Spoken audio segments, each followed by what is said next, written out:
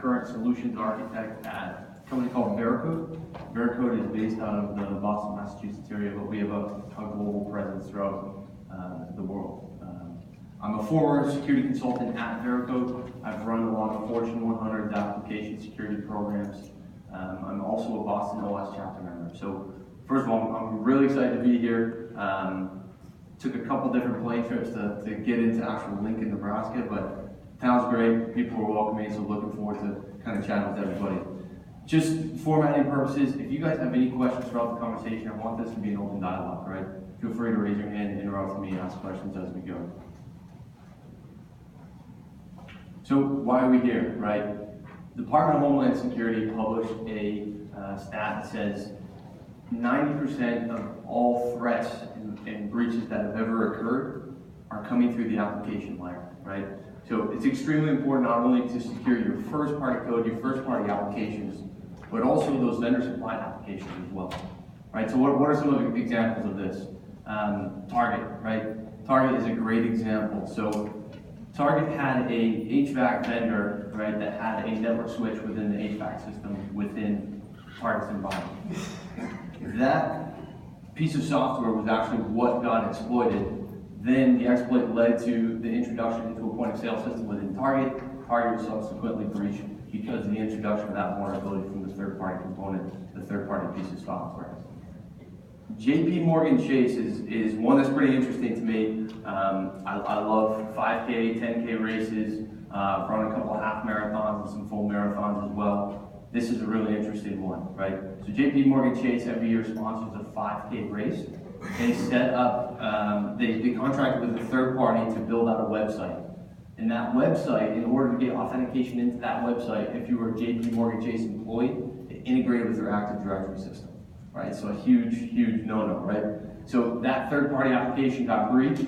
Subsequently, that hacker got exposed to all of the Active Directory for JP Morgan Chase, led to the introduction of the network inside JP Morgan, subsequently led to the exploit itself. Community health, another interesting one, right? It's not just about a single vulnerability within an application, but it's taking multiple vulnerabilities and building on top of that to produce a potential exploit. Community health, another interesting one. There was actually a test server that was publicly facing.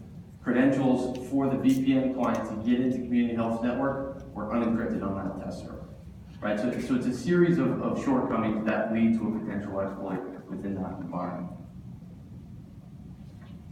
What else is in the news? Anybody affected by this one? Everyone, right? Myself included, right? 143 million United States consumers were affected by this breach, right? That's 44% of the population. Huge amount of data that was leaked, right? We have social security numbers, date of birth, address, information relating to driver's licenses. There are also credit card information that was leaked. So what are the conclusions, right? This is the biggest data breach in consumer history within the United States. Subsequently, CIO, the CISO was fired. And how did it start? It started with an exploit within a third-party component on an Apache server, Struts vulnerability. Right? So, just a show of hands from a functional world perspective, who here is in development? Okay, about half the room. How about security? Good balance, good. Okay, how many people in your organizations have an AppSec program? Fewer hands. Does it look like this? Right? A lot of times what we see, right, is that security is on the outside looking in, right? We set a big gate in place that it's really difficult to get around. It's really difficult for development and security teams to work together, to be on the same page, understand the end goal, and provide security controls that are effective to the business, but also contextualized to the business. How about this, right? Ends up being a gate that we can't get around, right? So one example I want to provide here in terms of contextualizing security for the business. I was talking earlier with some colleagues. I was down in Orlando last week at AppSec USA, and the global head of security for the New York Times was giving a presentation. And she said, we have to think about how we're doing security for our business, right? If New York Times just goes in and locks down their environment from, a network standpoint, infrastructure standpoint, application standpoint, it's not going to be relevant, right? She has journalists across the entire world that are relying upon various sources within the field to provide information on what could be the next bleeding edge story, right? So their email security policy is going to be way different than what a financial institution is going to be, right? If you have journalists that are requiring upon boots on the ground to be a resource, and they're sending emails and attachments to those people, it could be from a Gmail account, right? So inherently trusting that account is going to be different than a financial institution receiving an email from an outside source. So we have to think about it in the context of business.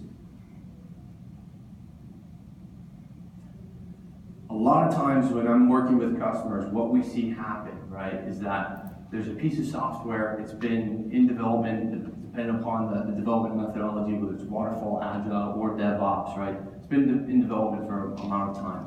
It gets to a point where we're ready to ship it to production, and then security comes in and says, wait a minute, we need to evaluate that. We need to do a security assessment on that application, see what potential risks are exposed, and how we can look at that risk in a little bit more detail, right?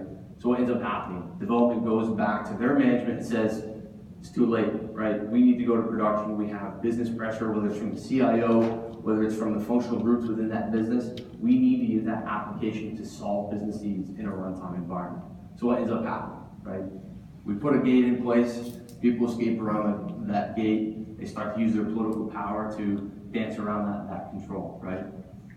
Other situation that I see that's quite common is development is flying as fast as they possibly can, create new features, new functionality, ship that product into production.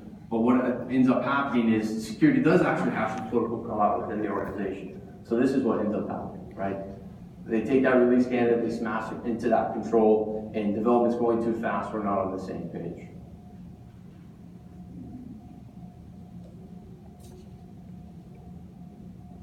Blue screen is never good. There we go. So times have changed, right? Development methodologies have changed. Traditionally, there's a lot of waterfall that was done in slower moving organizations. They took that transition, moved to agile, right? And then now we're starting to see the change into DevOps, right? So we have to think about, from a security standpoint, development has changed. We have to think how we can change, right? We have to adopt to that speed of innovation. And it's the same thing from a development standpoint. So just going to walk through these development methodologies in a little bit more detail. As it talks through waterfall, right? How is waterfall traditionally defined? Roughly 1 to 4 releases per year, right? There could be a giant list of features and functionality that ends up getting shipped within that release, right? Traditionally defined by pretty large teams, right? There's the operations teams, there's the QA teams, there's the product owner, there's the actual engineering team. A lot of people on that team involved in one release, right? As we move to Agile, what happens? We increase the number of releases over the course of the year, right? We're working in the context of sprints. Our teams are also shrunk, right? So we go from 50 plus people to a much smaller team. Why? We have the business context, we have the feature and functionality, understanding the requirements of that application. Smaller team, it's more agile, it's quicker, we can move fast. As we make that transition to DevOps, what happens? We ramp that number of releases up even higher, right? I've seen organizations that are doing 12 to 15 release candidates per day, right? So they're constantly pushing in code. As code has changed, it's pushed, right?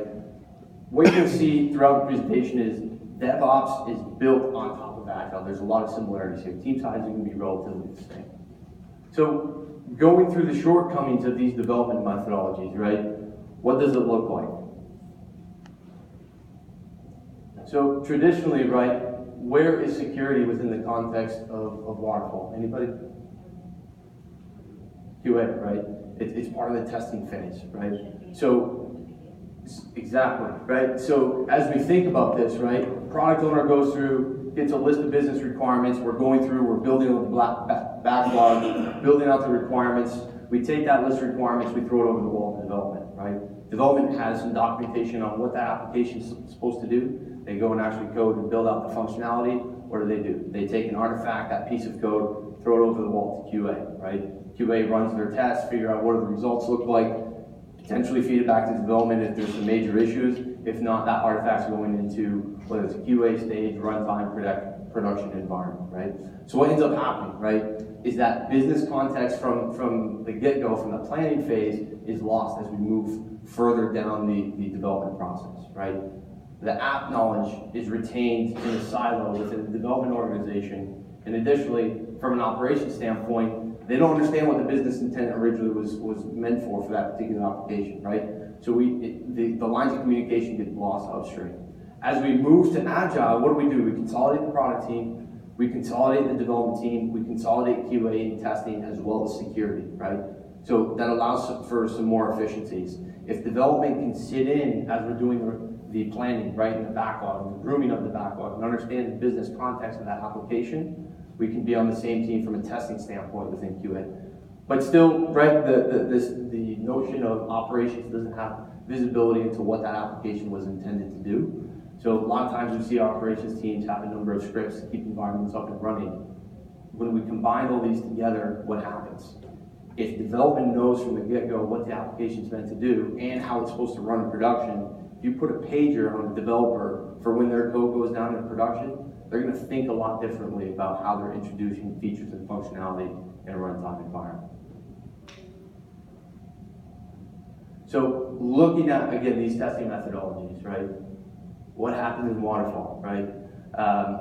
If we're doing 1, 2, 3, 4 releases per year, it's painful, right?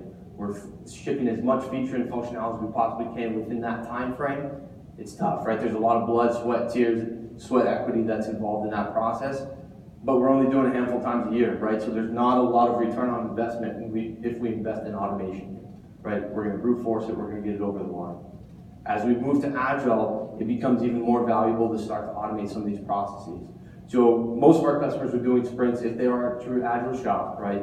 You're looking at 1 month to possibly 2 weeks of shipping new software. So having some automation there is valuable. DevOps, everything has to be automated. This notion that once a piece of code is produced, it can be shipped to a production environment. We have this going saying within DevOps that anytime a piece of code is completed, it's done, right? It's ready to be shipped. So as we move from those definitions, right, we want to look a little bit deeper at Agile, right? So who's familiar with Agile development methodologies? Most hands, okay. So when we think about this, right, we have the product owner that we talked about. Product owner creates a list of requirements. We go through, we prioritize that list of requirements, and we determine, okay, what can we complete within the context of a sprint? We go into that planning phase where development managers are actually involved in that planning phase to say, here's the list of requirements, here's the prioritized set of requirements. Let's agree upon what we're going to complete within the sprint, right? We go through, we're doing our development, and we have stand-ups every single day, right?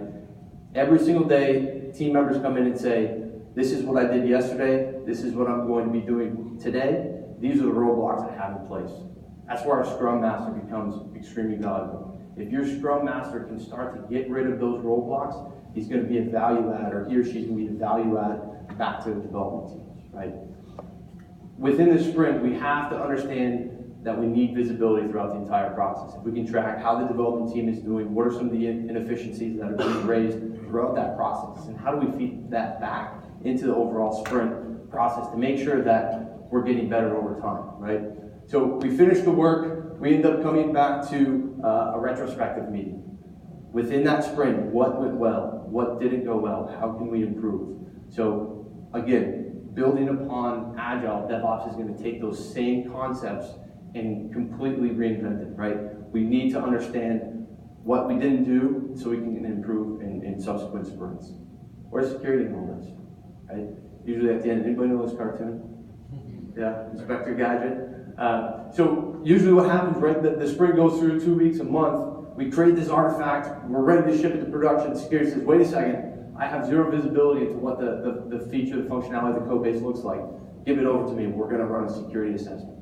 So what happens? We go through, we build a list of the flaws, we run some automation, maybe we do some pen testing on top of that. We produce a report back to the development team. They said, listen, we gotta go to production, we don't have time for this. So then we start going back and forth and saying, all right, there's a list of 100 flaws here, right? Security says we need all 100 flaws fixed. Development says no way. It's gonna delay us by a month and a half, 2 months. So we end up fighting over budget, we end up fighting over resources. So what do we need to do, right? Development comes back and says, all right, give me the 5 most egregious categories of flaws, I'll fix those, and then we can move. Then that technical backlog of debt from a security standpoint just continues to grow. So what is DevOps?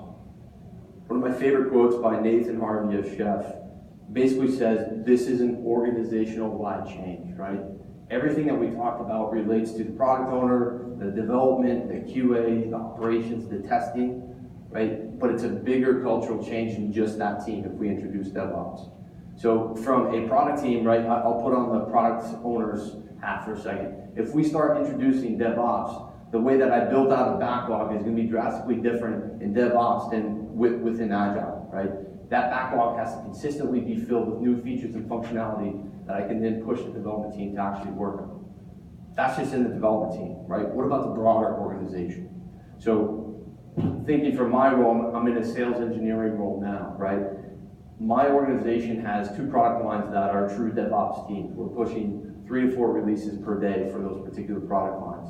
If I don't know what those changes are, and I go into a conversation with a customer and I can't present the best features and functionalities of our product for the business needs that my customers need to solve, I'm not innovating fast enough. I'm not doing my job well enough. From a marketing standpoint, think about it from a marketing perspective, right?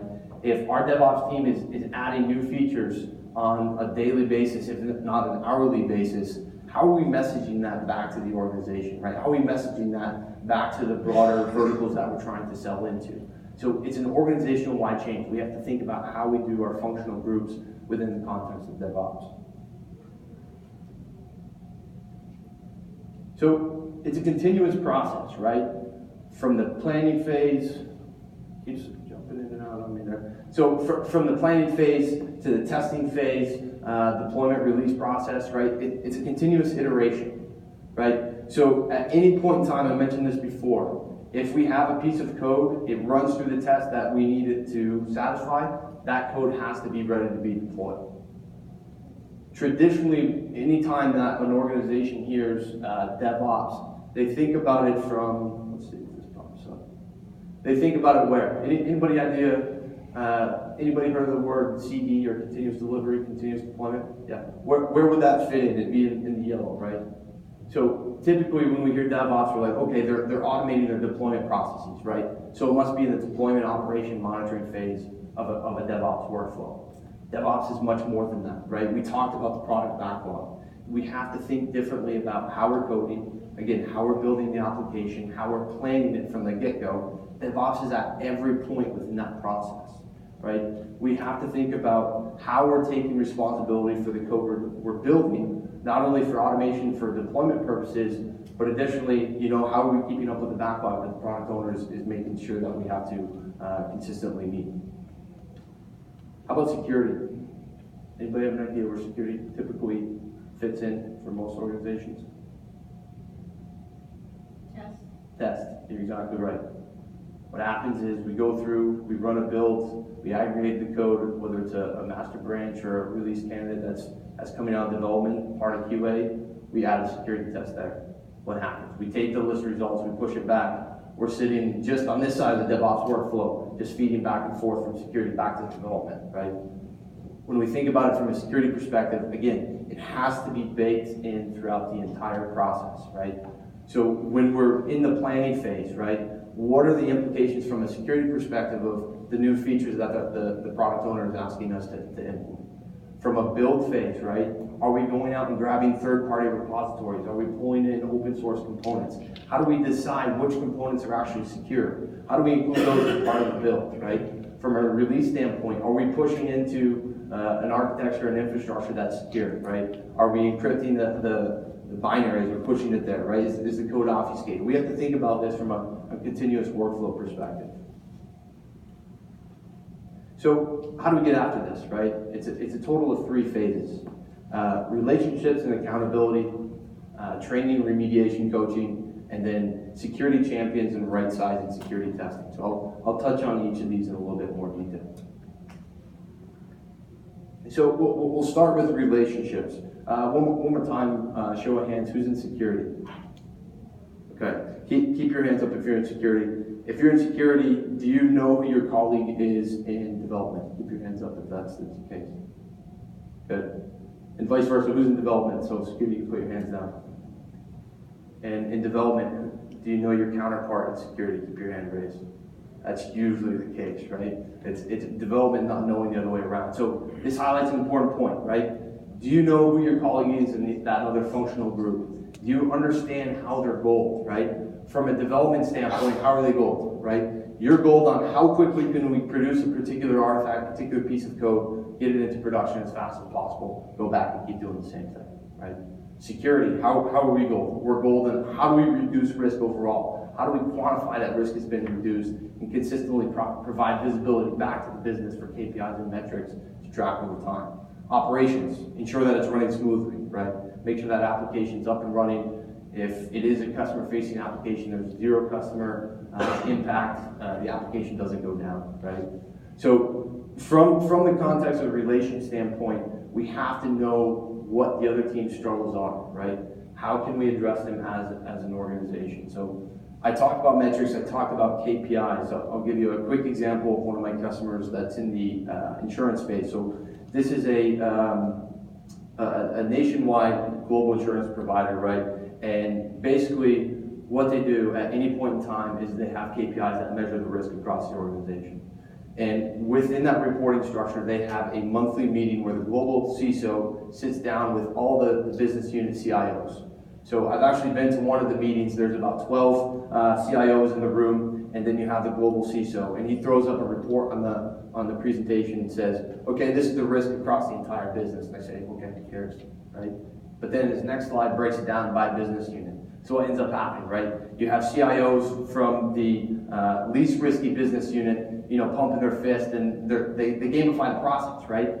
But then you have the CIO who has the most risk in the business. He's in the back and he's starting to slouch down, right? And his body language just disappears, right? So being able to provide visibility consistently and tying that back to the relationships that security has is going to become that much more important. Another story I'll tell you about of that particular customer. I was on site one day, and we're typically aligned with the centralized security team. And that centralized security team was working on a particular project that was intended to go live at the end of the month. So we get up and we walk over to the organization that's responsible for pushing that project. As soon as you walk in the room, you can just feel the tension in the air, right? So relationships are so key. We have to be on the same page. We have to understand how each other are goaled and figure out how we can be consistently talking the same language. Accountability. A security program cannot be successful without accountability, right? So if development teams are not incentivized to introduce less risky code, they're not going to reduce the risk overall, right? They're not going to write code based upon the security requirements that are put forth by the organization, right? So if we don't have accountability, we're not going to have remediation either. Again, going back to that example I talked about, if we produce a report, send that report over to the development team, and they see that there's risk, what's the incentive, right? So we have to think about this more holistically, right? One way we can do this is we can baseline all the applications, understand where the risk lies, start to bake in requirements from the beginning. Talking about first-party code, what about third-party code, right? If you're going out and buying a SaaS solution, or you're buying, maybe it's an internal financial solution, right? Bake security requirements into the contract with that vendor. If they're not, guess what? You go back to that vendor and say, hey, we found X, Y, and Z vulnerabilities within your application. What are you going to do to fix it? They're going to say, forget it, we already sold it to you, right? Or in other cases, they're going to say, yeah, you want it fixed? It's going to cost you a lot more money than you paid up front to actually buy the solution in the first place. So we have to be able to have those KPIs and metrics throughout the entire process to get visibility, providing accountability back to the teams. Training, right? So this report is from a report that my organization publishes every 18 months. It's called the State of Software Security. And essentially what we do is we will go through our entire customer list, anonymize all the data, and look at trends in that data. And what we found is that customers who subscribe to our computer-based training or instructor-led training are able to fix 6 times more flaws than a customer who does not. So it's an extremely valuable resource here. Right? Last night I was looking through University of Nebraska computer science curriculum. And within that curriculum, I did a search across the entire course list. There was one course from a syllabus that mentioned security. It was a 200 level course, right?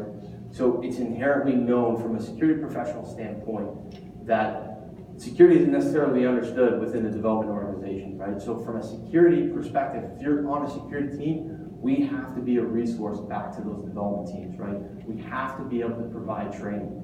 We have to be able to provide concepts that are relevant to the business without overstepping our bounds and slowing them down and introducing friction. So I talked about computer-based training. On-demand training is even better. So a little aside here. Anybody know what movie this is from? Field of Dreams, right? I'm a big sports guy. This is one of my favorite movies of all time, right? Great Kevin Costner classic that he has this giant plot of land, and they say, hey, if you build it, they'll come. So he makes this huge baseball diamond out in the middle of nowhere, and the legends of old come out of the corn, right? And they come in and they start playing the game, and Kevin's family lights up, right? All the characters in the movie light up. So as I relate this movie back to security and development, right? What is the best way to get buy-in from a development standpoint? One way we do it at our company, and actually we recommend with our customers, fill a room with pizza, right? If you put pizza in a room, I'm telling you right now, developers are going to come. Don't tell them that training's coming after the pizza. Put the pizza in there first, right? So the notion here is, right, if you feed them, they will come. So providing visibility and training from a security perspective is important. One way that we do that, right, is, again, looking at what we find through security.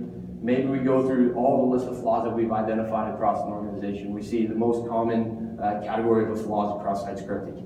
Clearly, there's a reason why cross-site scripting is introduced, right? So let's tailor our training around cross-site scripting, make it relevant to the teams that are introducing those issues. Anybody read these resources before? Yes, every security organization, right? Fantastic books, right? The Phoenix Project, it reads like a novel. It's going to tell you all the shortcomings of waterfall. It basically talks about the different bottlenecks within the different product teams. There's actually a character in here, his name is Brent, within the operations team. The guy's jack of all trades, right? He has to work 15, 16 hours to keep business critical applications up and running. Highlights the shortcomings of waterfall. DevOps Handbook is going to take DevOps methodologies and DevOps best practices and bake it in through each functional group. Development, how does development change based upon those concepts being introduced? How does QA change based upon those concepts being introduced? Operationally, how do we have to think about the organization as it relates to it? So fantastic resources. If you're in security, in my opinion, these are a must, right? We have to understand how development is changing to keep up with the pace of innovation. And same thing in development, right? These are great resources. As your organizations are moving down that path, it's fantastic to know these concepts. So back to the State of Software Security report. This metric is basically measuring how successful what we call remediation coaching is within our organization. So remediation coaching is essentially a resource that my organization provides to our customers. We run automated tests, we run scans, we find flaws from a security standpoint. What do we do once we give them back to development teams to actually fix them? That's where this resource comes into play. So basically what we do is we give you on-demand access to security experts within our company. They're going to jump on a WebEx, jump on a phone call with your development team and say, all right, this is the line of code that introduced that flaw. These are the changes that you need to make to actually reduce that risk, right? So it's going above and beyond identifying the issues. It's providing resources to actually fix them. The other thing that we can do as a security team, security organizations, is start to use referenceable libraries, referenceable functionality, right? So maybe there's a common encryption library across the organization. Security can maintain that. Say, hey, this is a pre-approved encryption library that we recommend, or this is how we recommend for a particular job application how to implement logging features, right? We have to think about how we can contextualize security back to development teams and be a resource for them. I've seen organizations that will build out referenceable architecture. So if your business is a Java shop, right? how should your Apache server always be configured, right? Let's give recommendations from a security standpoint, so the next time a new product or new solution is being built, we can reference that architecture accordingly. End goal here, right, is if development is using some sort of technology, security has to be able to support it and provide visibility and recommendations, right? We have to help fix what we actually find. So how do we do that? Raise your hands one more time on the security side. I'll ask you, sir, how many developers within the organization? Only one. One developer, very small. And how about the security or the development or the security shop? Just one. Okay. How many assets you maintain? We have like three. Three major assets. Okay. How about ladies here? How many security professionals within your team? Within my team? Within centralized security team? Probably about 12. 12. And then how many developers would you say in the organization? 50. And how many assets do you think? Assets is a lot more. Thousands. Thousands. Okay. So about 12 security professionals secure thousands of applications across 50 or so developers. Oh, okay, well, let's go back down to 100. Yeah. So, and that's common, right? A lot of times we have innovation teams, right? Development teams that are building applications, they're spinning them up, they're out of runtime environment, they move on to the next project, right? Security team can't necessarily keep pace. So this notion of security champions becomes important. If we only have 12 security professionals in the entire organization, we can't be everywhere, right? So we have to enable these organizations, these development teams, to be the eyes and ears of security within our organization, right? How do we empower them? We have to provide specialized training, right? And that specialized training can be looking at grooming of the backlog, right? Doing threat modeling on that particular application, implementing best practices from a control standpoint, training developers to do their own secure code reviews prior to checking, right? At my organization, we have, I'm trying to think of numbers here, we probably have 300-400 developers within our organization. We do these capture the flag exercises. So we bring development teams into our cafeteria, we bring the pizza first, there's no question about that. We bring the developers into the room, right? And we set up a simulated lab where there's a dummy application that they can go and start to hammer, right? So we're basically having them become black hat testers, black hat ethical hackers, right?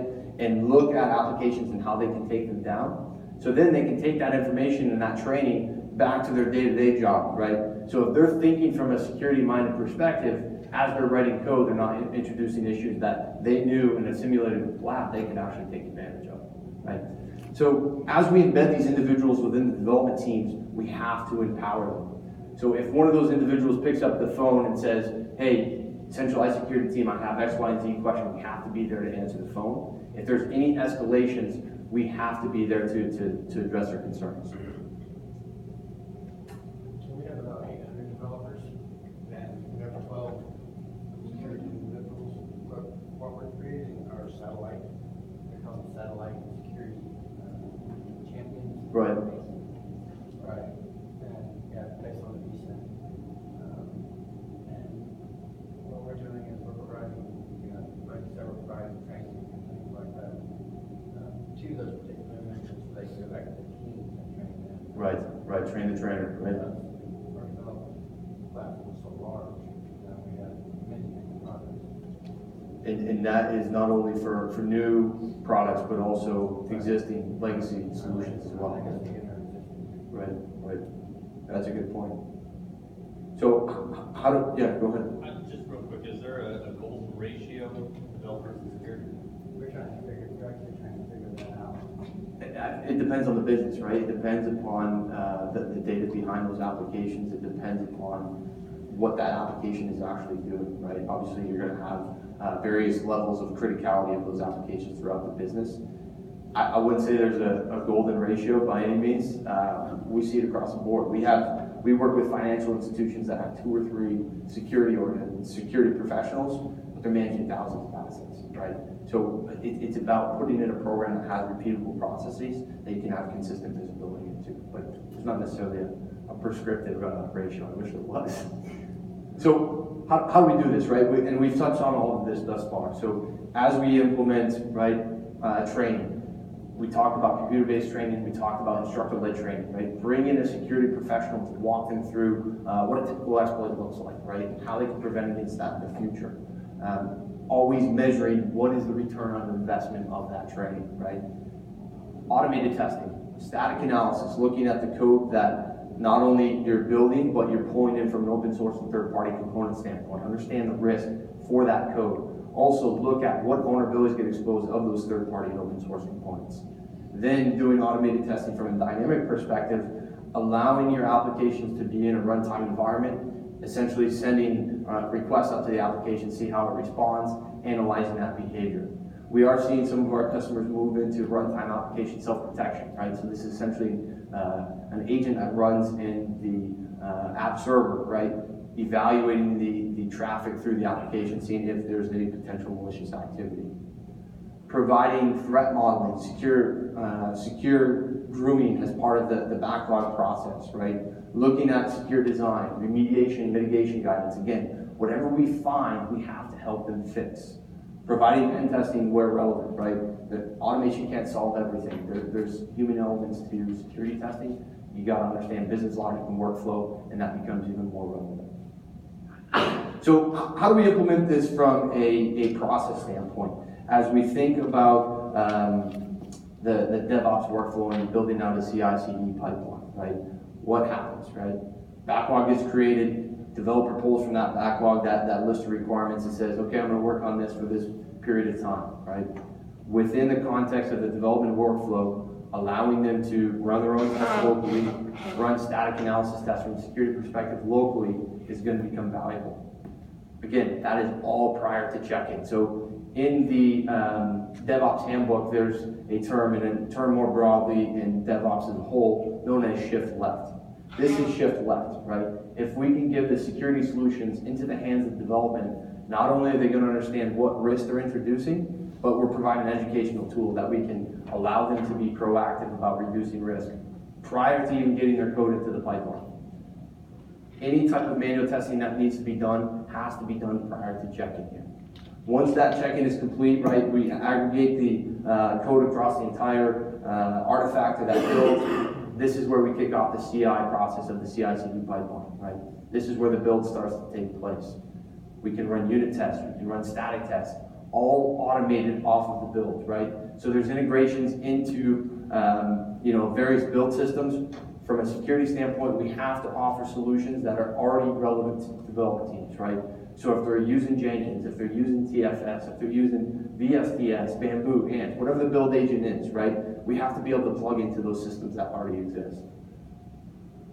At this point in the CI process, right, we have to be able to pass the test from a static and a unit test perspective.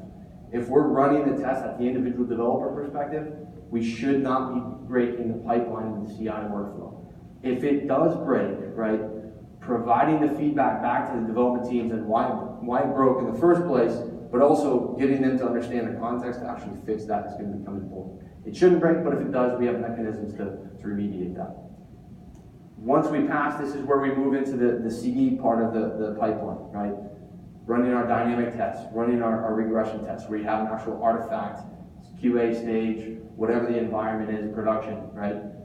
Once we understand what is the impact and the requirements from a security standpoint, if that passes, we push that application subsequently to prod, right? So that is the CD part of the pipeline.